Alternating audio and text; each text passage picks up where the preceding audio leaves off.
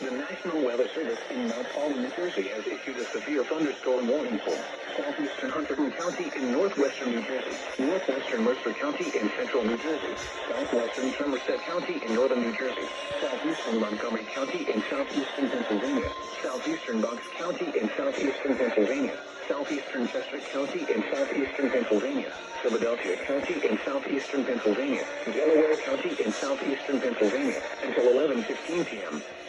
At 10:22 p.m., severe thunderstorms were located along a line extending from near New Hope to Elam, moving east at 35 miles per hour. Hazard, 60 miles per hour wind gusts. Source, radar indicated. Impact, damage to roofs, siding, trees, and power lines if possible.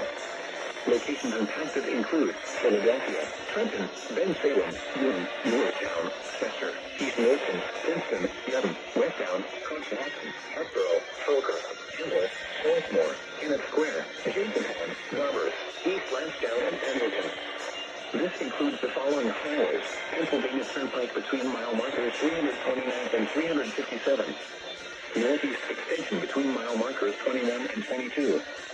Interstate 95 in Pennsylvania between mile markers 5 and 14, in between mile markers 22 and 40.